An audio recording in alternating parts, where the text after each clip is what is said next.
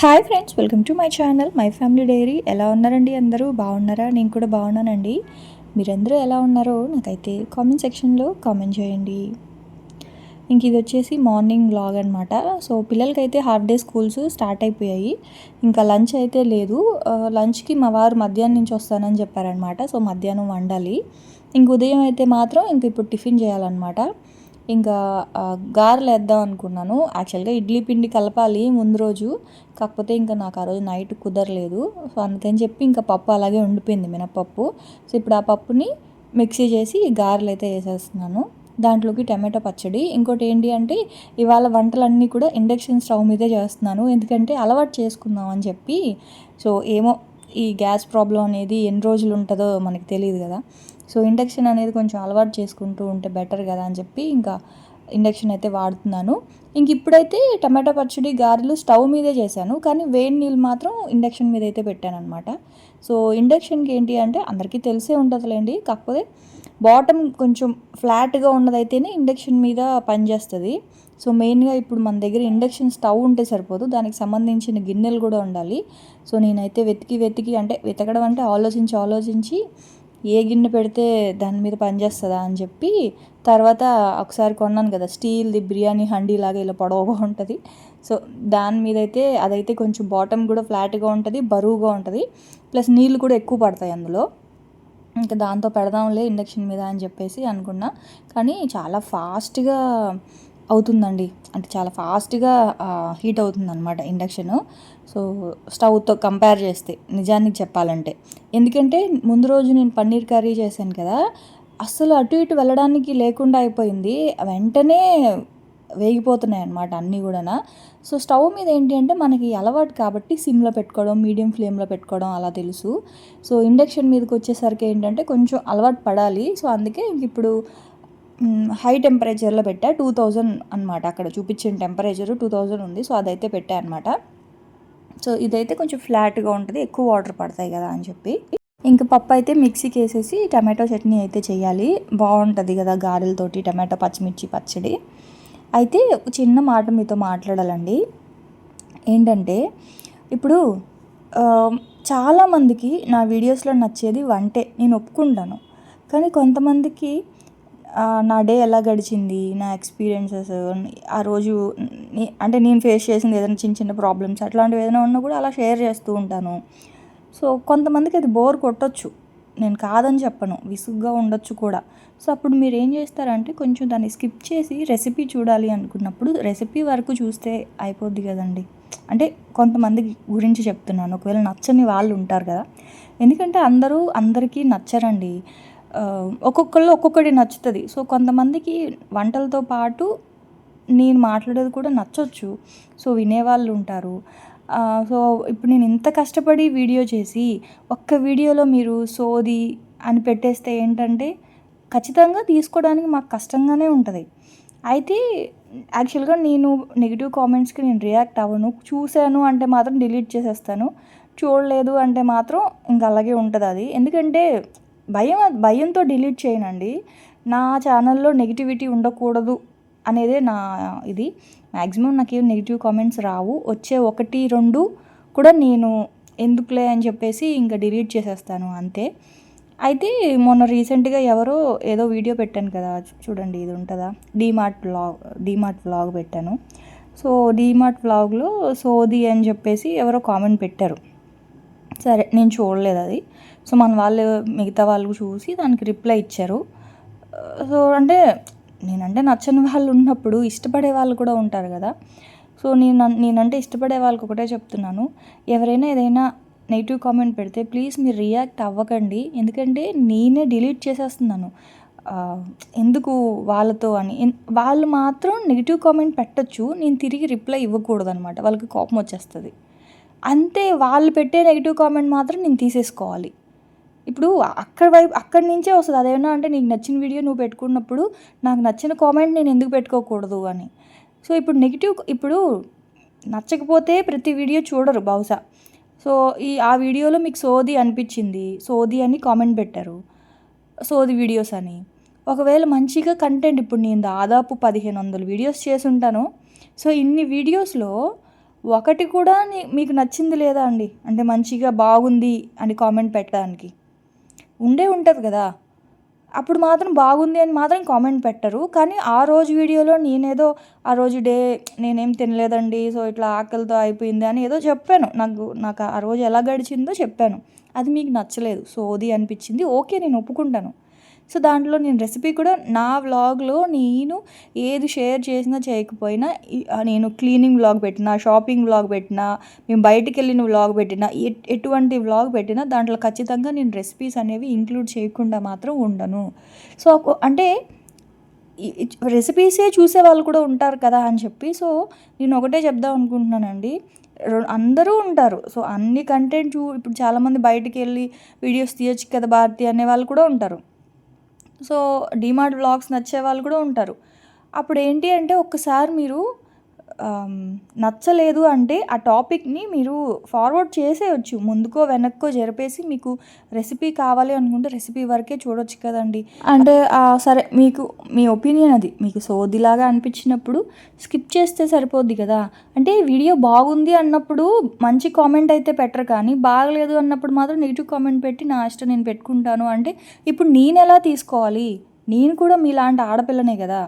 అదేంటంటే నీకు అందరూ భజన చేసేవాళ్ళు, సూపర్ సూపర్ అనే వాళ్ళే నచ్చుతారులే అంటే నేను అలా అనట్లేదండి. నేను ఎవ్వరికీ కూడా డబ్బులిచ్చి నేను మెసేజ్‌లు పెట్టించుకోవట్లేదు. నేను పెట్టే కంటెంట్ వాళ్ళకి నచ్చి ఎంతో కొంత వాళ్ళకి ఉపయోగపడుతుంది కాబట్టే నాకు అంటే లక్షల్లో సబ్స్క్రైబర్స్, లక్షల్లో వ్యూవర్‌షిప్ లేకపోయినా భారతి అంటే ఒక ఫ్రెండ్‌లాగా ట్రీట్ చేసేవాళ్ళు, తన కంటెంట్ బావుంటది అని చూసేవాళ్ళు నాకు కాన్స్టెంట్‌గా వచ్చే ఒక పర్టిక్యులర్ వ్యూవర్‌షిప్ ఉంది. సో, వాళ్ళందరూ నాకు ఎందుకు అలా ఉన్నారు అంటే ఒక 3 సంవత్సరాల నుంచి గమనిస్తున్నాను కదా! సో, నాకు గ్రాఫ్ అనేది హైకి వెళ్ళిపోలేదు. అలా అని చెప్పి మళ్ళీ డౌన్‌కి పడిపోలేదు. సో, నేను అలా మెయింటైన్ చేస్తూ వస్తున్నాను. ఎందుకంటే నేనెక్కడ కూడా డే 1 ఎలా కష్టపడ్డానో ఈ రోజుటికి నేను అంతే కష్టపడి వీడియో చేస్తున్నాను. ఒక వీడియో చేయాలి అంటే దాని వెనక ఎంత కష్టం ఉంటదో, అందులోనూ డైలీ వ్లాగింగ్ అంటే ఎంత కష్టం ఉంటదో చేసే వాళ్ళకి మాత్రమే తెలుస్తది. సో, ఇంత చెప్పినా కూడా మేము నెగెటివ్ కామెంట్ పెట్టుకుంటాము. నీ వీడియో నీ ఇష్టమైతే నీ ఇష్టం, మా కామెంట్ మా ఇష్టం అనుకుంటే నేనేమి చెప్పను. మీ ఇష్టం మీరు పెట్టుకోండి. నేనైతే మిమ్మల్ని పెట్టొద్దని కూడా అనను. కాకపోతే ఒక ఆడపిల్లగా ఇంకొక ఆడపిల్ల బాధ అర్థం చేసుకోండి అని చెప్తున్నాను. సో, ఇప్పుడు ఇంకొకటి ఏంటి అంటేనండి, నన్ను ఇష్టపడే వాళ్ళు ప్లీజ్ మీరు ఒకవేళ నెగెటివ్ కామెంట్ ఏదైనా చూస్తే మీరు దయచేసి రియాక్ట్ అవ్వకండి. నేనే కొంచెం లేట్ అయినా ఒకవేళ నేను చూసాను అనుకోండి, నేను డిలీట్ చేసేస్తాను. సో, మనం సమాధానం ఇచ్చి మనం ఎందుకు ఏమంటారు ఇదవ్వాలి. సో, నాకు అలా మీరు రిప్లై ఇచ్చి మళ్ళీ వాళ్ళు మీకు నెగెటివ్ రిప్లై ఇచ్చి నాకు అది నచ్చలేదు. సో, ప్లీజ్ నా కోసం మీరు వాటికి రియాక్ట్ అవ్వకండి. అదొకటే చెప్దాం అనుకున్నాను. సో, ఇలాగే టాపిక్స్ ఏదైనా మాట్లాడితే మీరు అనుకుంటారు భారతికి ఒక కంటెంట్ దొరికేసిందని. నెగిటివ్గా మాట్లాడే వాళ్ళ కోసం చెప్తున్నా. భారతికి ఒక కంటెంట్ దొరికేసింది అని. నిజానికి చెప్పాలంటే నాకు అలాంటి సోది వీడియోలకి నాకు యూట్యూబ్ డబ్బులు కూడా ఇవ్వదండి. నేను ఒక మంచి రెసిపీ, ఒక డే వ్లాగ్ అనేది మంచిగా షూట్ చేసి పెడితేనే నాకు డబ్బులు వస్తాయి. నాకు ఇలా సోదిగా ఏదో ఒకటి మాట్లాడితే నాకు నిజంగా డబ్బులు కూడా రావు. సో, అప్పుడు నాకు ఆ వ్లాగ్ వేస్ట్ అయిపోద్ది కదా! సో, అది ఇప్పుడు చూడండి, రెసిపీ ఎక్స్ప్లెయిన్ చేయలేకపోయాను, టమాటో పచ్చడి. సో, అది ఓకేలేండి, అందరికీ తెలిసే ఉంటుంది. కాకపోతే నావి ఎక్కువగా రీసెంట్‌గా మ్యారేజ్ అయిన వాళ్ళు కూడా చాలామందే చూస్తున్నారు. సో, వాళ్ళకి ఏంటి అంటే చిన్న చిన్న రెసిపీస్, చిన్న చిన్న టిప్స్ అవి కూడా బాగా ఉపయోగపడుతున్నాయి. సో, అందుకనే నేను ప్రతీదీ ఎక్స్ప్లెయిన్ చేస్తున్నాను. ఎందుకంటే మళ్ళీ చెప్పకపోతే కామెంట్‌లో అడుగుతారు. సో, కామెంట్‌లో నేను ఆన్సర్ చేసే కంటే కూడా వ్లాగ్‌లో చిన్నది కూడా ఎక్స్ప్లెయిన్ చేస్తే వాళ్ళకి అర్థమవుద్ది కదా అని చెప్పి నేను చెప్తాననమాట. So, okay. నేనైతే ఇంకా గారెలైతే వేసి టమాటో పచ్చడి చేశాను. పిల్లలకి మా వారికి బాక్స్ పెట్టేసి ఇంకా 7 కల్లా వెళ్ళిపోతారు కదా! 7:15 కల్లా వెళ్ళిపోతున్నారు. సో, అందుకని చెప్పి ఇంకా మస్క్ మిలన్ ఉంటే అది కట్ చేసి ఇచ్చా. యాక్చువల్‌గా జ్యూస్ అడిగారు. కాకపోతే ఇంక జ్యూస్ ఇవ్వలేకపోయాను. ఇంక అందుకే కట్ చేసి ఇచ్చేసా అనమాట. ఆ తర్వాత ఇంకా నేను ఫ్రెష్ అయిపోయి ఇంట్లో పనంతా అయిపోయింది. ఆ తర్వాత ఇంక త్వరగా వంట చేస్తున్నాను. ఇంకా టిఫిన్ కూడా చేయలేదు. నేను కూడా ఫ్రూట్ ఒకటి తినేసా అనమాట. ఎందుకంటే అంటే తను మళ్ళీ లంచ్ పంపించాలి కదా! మా ఆయన వచ్చేస్తారు మధ్యాహ్నం, పిల్లల్ని దిగబెట్టి మళ్ళీ తీసుకెళ్తారనమాట. సో, అందుకని చెప్పేసి ఇంక ఫాస్ట్‌గా అయితే చేస్తూ ఉన్నా. సాంబార్ చేస్తున్నాను, ఇన్స్టెంట్ సాంబారు. సో, ఇక్కడ ఏమంటే ఇండక్షన్ స్టవ్ మీద ప్లస్, మైనస్ అని చెప్పేసి మనకి టెంపరేచర్ సెట్ చేసుకునేది ఉంటుందండి. అంటే మనం హీట్ తగ్గించుకోవాలి అనుకుంటే సో, తగ్గించుకోవచ్చు. హైయెస్ట్ టెంపరేచర్ వచ్చి నేను చూసినంత వరకు ఇందులో 2000 ఉంది. సో మనం కావాలి అనుకుంటే 120 కూడా పెట్టుకోవచ్చు, అంటే మైనస్ చేసుకోవచ్చు అనమాట. ఇంక ఇక్కడేమో ఫస్ట్ పోపు పెట్టేసుకున్నాను సాంబార్కి. సో ఆవాలు, మెంతులు, జీలకర్ర పోపు అయితే పెట్టేసుకొని ఉల్లిపాయ వేసేసాను. ఉల్లిపాయ, టమాటా, అలాగే ములక్కాడలు వేసేసాను. అందులోనే కారము, అంటే ఒక స్పూన్, చిన్న స్పూన్ తోటి ఒక స్పూన్ కారము, ధనియాల పొడి అయితే వేసాను, సాల్ట్ కూడా వేసాను. యాక్చువల్గా అయితే కందిపప్పు, వేయించిన కందిపప్పు కూడా అందులోనే వేసేస్తాను. సాంబార్ పొడి, కందిపప్పు కూడా అందులోనే వేసేస్తా. కాకపోతే హీట్ ఎక్కువ అయిపోయింది. సో అందుకని చెప్పేసి ఇంకా వాటర్ వేసేయాల్సి వచ్చింది. సో ఇప్పుడు వాటర్ వేసినా పర్వాలేదు. ఇప్పుడు కందిపప్పు పొడి అయితే ఇప్పుడు వేస్తూ ఉన్నాను అనమాట. సో ఇది వేయించిన కందిపప్పు పొడి. అయితే ఒక డౌట్ అడిగారు, ఏంటి అంటే, బాటి మనం కందిపప్పుని కడగకుండానే మనం ఇలా పౌడర్ చేసుకుంటున్నాం కదా, బాగుంటుందా అని చెప్పి. అయితే చూడండి, మనం కందిపప్పు కానీ మినప్పప్పు కానీ సున్నుండు కోసం మినప్పప్పు ఫ్రై చేసుకుంటాం కదా, సో అలాగే కందిపప్పు కూడా. అయితే మరీ ఎర్రగా రోస్ట్ చేయాల్సిన పని లేదు. దానికున్న డస్ట్ అంతా పోతుందండి. మనం వేయించడం వల్ల ఏమవుతుందంటే కందిపప్పుకున్న పైన ఏదైనా కొంచెం డస్ట్ ఏదైనా ఉన్నా అంటే అది వేగడం వల్ల పోతుంది ఆ వేడికి. ఇంకొకటి ఏంటి అంటే మంచిగా, అంటే పప్పు కూడా టేస్ట్ వస్తుంది అనమాట మనం ఫ్రై చేయడం వల్ల. సో కడగాల్సిన అవసరం లేదు. ఆ తర్వాత కందిపప్పుని వేయించి పొడి చేసుకున్నాను కదా, అది 4 స్పూన్స్ వేసాను. ఒక 1.5 స్పూన్ వరకు సాంబార్ పొడి వేసేసి ఒక 4 గ్లాసెస్ అయితే వాటర్ వేసాను. అలాగే నా దగ్గర చింతపండు పేస్ట్ ఉంది కదా, అదైతే 1 స్పూన్ వేసాను అనమాట. సో ఇవన్నీ మనం చేసి పెట్టుకోవడం వల్ల అసలు 10 మినిట్స్లో జస్ట్ అది పోపు పెట్టేసి సాంబార్ని తాలింపు అయితే పెట్టేసి అన్నీ ఒకదాని తర్వాత ఒకటైతే ఇంకా అలా వేసేసాను అనమాట. సో సాంబార్ అయితే కొంచెం ఫ్లేమ్ తగ్గించాను. సో అదైతే మంచిగా ఇంకా ఉడకాలి అంతే. ఇంక ఈ లోపల క్యాబేజీ ఫ్రై చేస్తూ ఉన్నాను. సో క్యాబేజీ ఇవి ఉంటాయి కదా, శనగలు, కొమ్ము శనగలు, అదే నల్ల శనగలు. సో ఆ శనగలు వేసి ఫ్రై చేస్తున్నాను అనమాట. సో దానికోసం క్యాబేజీ అయితే కట్ చేసుకుంటా ఉన్నా. అయితే క్యాబేజీ చేత్తో కట్ చేయట్లేదు, చాపర్లోనే వేస్తున్నాను. చాపర్లో అంటే మనం చాప్ చేసుకోవాలి అంటే 2 రకాలండి. మనకి బాగా బియ్యపు గింజల్లాగా రవ్వలాగా చాప్ చేయాలి అనుకుంటే మీరు ఎక్కువ క్వాంటిటీ అందులో వేసేసి గట్టిగా ప్రెస్ చేసినా సరే మనకి బాగా మెత్తగా పౌడర్ లాగా, అదే రవ్వలాగా చాప్ చేసి ఇస్తుంది. కానీ ఎప్పుడైతే మనం వేపుడు చేయాలి అనుకుంటామో, అంటే క్యాబేజీ వేపుడు కానీ లేదా ఫ్రైడ్ రైస్లోకి కానీ మరి అంత సన్నగా చాప్ చేయం కదా. సో అలాంటప్పుడు మనం ఎక్కువ క్వాంటిటీ మిక్సీ, అదే ఆ చాపర్లో వేయకూడదు. కొంచెం కొంచెం వేయాలి. కొంచెం కొంచెం వేస్తే ఏమవుద్దంటే అప్పుడు అది కొంచెం రఫ్గా, అదే కొంచెం మనకి చాప్ చేసి ఇస్తుంది అనమాట. సో ఇంక ఇక్కడైతే నేను క్యాబేజీ అయితే కడిగేసుకున్నాను. ఇంక ఈ లోపల సాంబార్ నాకు ఏమవుతుందంటే, ఇండక్షన్ కొంచెం అలవాటు లేదు కదా, అక్కడే ఎక్కువ ఉండాల్సి వస్తుంది. మామూలుగా అయితే స్టవ్ మీద పెట్టేసి చాలా పనులు చేసేస్తా, కానీ ఇండక్షన్ దగ్గరికి వచ్చేసరికి కొంచెం భయంతో ఇక్కడే ఉండాల్సి వస్తుంది. సో సాంబార్ అయితే మంచిగా ఉడికిపోయింది. మనకి ఎక్కువ టైం పట్టదండి ఇన్స్టెంట్ సాంబార్కి మాత్రం, జస్ట్ 10 to 15 మినిట్స్లో అయిపోద్ది అనమాట. సో సాంబార్ అయిపోయింది. అది కాకుండా ఇండక్షన్ ఏంటి అంటే చాలా, చెప్పాను కదా, చాలా హీట్ ఎక్కువ వస్తుంది. మనం అస్తమానం తగ్గించుకుంటూ ఉండాలన్నమాట. స్టవ్ మీద ఏంటి అంటే సిమ్లో పెడితే సిమ్లోనే ఉంటుంది, కానీ ఇక్కడ అలా కాదు. ఆ వెయిట్ని బట్టి హీట్ తీసుకుంటుంది ఇండక్షన్ దానంతట అదే. సో అదొకటి చూసుకుంటూ ఉండాలి మనము. ఆ తర్వాత ఇంకా కడాయి పెట్టేసి ఆయిల్ వేసుకున్నాను. సో క్యాబేజీ ఏంటంటే చెప్పాను కదా, కొంచెం వేపుడికి ఎలా కట్ చేసుకోవాలో అలా కట్ చేసుకున్నా.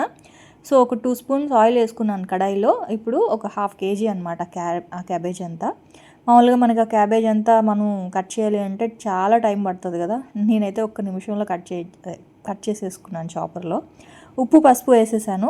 ఇంక వాటర్ ఏం వేయకూడదు, అందులో ఉన్న వాటరే సరిపోద్ది. మూత పెట్టేసి అదైతే కొంచెం మగ్గాలన్నమాట. ఇంకోటి ఏంటంటే, వంట చేసేటప్పుడే మనకి ఇలాంటి చాపర్లు, మిక్సీలు, అవంటే మిక్సీ జార్లు అవన్నీ ఉపయోగపడుతూ ఉంటాయి. అస్తమానం వాడుతూ ఉంటాం కాబట్టి ఇంక షింక్లో అయితే వేయను. అవి మాత్రం ఎప్పుడప్పుడైతే కడిగేస్తూ ఉంటా. ఇంకొకటి గిన్నెలు కూడానండి, అంటే దానికి ఆయిల్, జిడ్డు ఏమీ లేదు అంటే మాత్రం జస్ట్ అట్లా వాటర్తో వాష్ చేసేసి ఆ పక్కన ఒక బుట్టలాగా పెట్టుకుంటాను కదా, సో బుట్టలో అయితే వేసేస్తాను అనమాట. ఆ తర్వాత చెత్త అంతా కూడా ఇట్లా గిన్నెలోకి పెట్టేసుకుంటా. లక్కీగా కవర్ ఉంది, సో అందుకని ఇంకా కవర్లో వేసేసాను అనమాట. సో మామూలుగా అయితే ఒక గిన్నెలో అక్కడ ఉన్నవంతా కూడా వేసేసుకొని అది తీసుకెళ్ళి డస్ట్బిన్లో వేసేస్తా. ఇదివరకు చిన్నది ఒక డస్ట్బిన్ ఉండేది, ఇట్లా ఇట్లా అంటే ఒక చిన్న బుట్టలాగా. కాకపోతే అది బాగా పాడైపోయిందని చెప్పి పడేసా అనమాట. సో అందుకే ఒక గిన్నె పెట్టుకుంటాను, మామూలు వాడుకునే గిన్నె. సో ఆ గిన్నెలో మనం కట్ చేసుకున్న డస్ట్ అంతా వేసుకోవడం, అదే డస్ట్ అంటే ఇవి ఈ తొక్కలు అవన్నీ తర్వాత తీసుకెళ్ళి డస్ట్బిన్లో వేసుకోవడం. అంటే మనకి వంట చేసేటప్పుడు నీట్గా ఉంటుందన్నమాట. ఆ తర్వాత ఇంకా మధ్యాహ్నం రాగానే ఇంకా ఆకలి అని వస్తారు. సో అన్నం కంటే ముందు జ్యూస్ అడిగారు, యాక్చువల్గా వాటర్ మిలన్ జ్యూసు. నేనేమనుకున్నానంటే స్వీట్గా ఉంది అంటే మాత్రం అలాగే ఉంచేద్దాము, స్వీట్గా లేదు అంటే మాత్రం జ్యూస్ చేద్దాము అనుకున్నా. కానీ స్వీట్గా ఉంది, అందుకే కట్ చేసేసుకుంటా ఉన్నాను అనమాట. సో ముందు రోజు అదే డీమార్ట్లో ఇవి తీసుకున్నాను కదా కత్తులు. సో 3 కత్తులు, ఇందులో పెద్ద కత్తి ఏంటి అంటే ఇట్లా ఇవి నాన్ వెజ్ కానీ లేకపోతే ఇలా ఫ్రూట్స్ ఏవైనా కొంచెం కట్ చేసుకోవడానికి బాగుందండి. 198 రూపీసా 189 అంతే, అరౌండ్ 200 లోపలే అనమాట. అది కత్తులది బాగుంది. సో కత్తి కూడా మనకి బాగా కన్వీనియంట్గా ఉంటే ఇలాంటివి ఏదైనా కట్ చూడండి అసలు ఎంత ఈజీగా కట్ చేసేస్తూ ఉన్నాను. కాకపోతే కొంచెం జాగ్రత్తగా కూడా ఉండాలండి, ఎందుకంటే కొంచెం అటు ఇటు అయినా సరే ఆ చేయి కట్ అయిపోద్ది, ఎందుకంటే అంత షార్ప్గా ఉన్నాయి కాబట్టి కొంచెం జాగ్రత్తగా కూడా ఉండాలి. సో చాలా తీయగా ఉన్నాయి, అందుకే ఇంకా నేను జ్యూస్ చేయలేదు, ముక్కలు అయితే కట్ చేసేస్తున్నాను. ఇంకోటి ఏంటి అంటే మనకి ఇప్పుడు సమ్మర్ కదా, సో సమ్మర్లో ఎక్కువగా ఫ్రూట్స్ మనం తింటూనే ఉంటాం, ఎందుకంటే ఈ టైంలో మనకి మస్క్ మిలన్ కానీ ఈ వాటర్ మిలన్ కానీ బాగా వస్తుంది. మా ఇంట్లో మాత్రం ఇవి అయిపోయిన వెంటనే తెప్పించుకుంటూనే ఉంటాం అనమాట. అదే మా వారికి చెప్తే తెస్తూ ఉంటారు. సో ఏంటి అంటే ఇవి ఒకేసారి కట్ చేసేసి ఒక ప్లాస్టిక్ బాక్స్లో కనుక వేసి పెట్టేసుకుంటే, లేదు అనుకుంటే గ్లాస్ అయినా పర్వాలేదు. కాకపోతే మన దగ్గర అంతంత పెద్దవి గ్లాస్ బాక్సెస్ ఉండవు కదండి. సో ప్లాస్టిక్ బాక్సెస్ కంటైనర్స్ ఉంటే ఇలాగా నీట్గా కట్ చేసి పెట్టేసుకుంటే మనకి 2-3 డేస్ అయినా సరే ఏం పాడవవు, ఫ్రూట్స్ అనేవి ఫ్రెష్గానే ఉంటాయి. ఎందుకు చెప్తున్నానంటే ఈ పుచ్చకాయ అనేది కట్ చేయడానికి కూడా కొంచెం అప్పుడప్పుడు బద్ధకంగా అనిపిస్తుంది.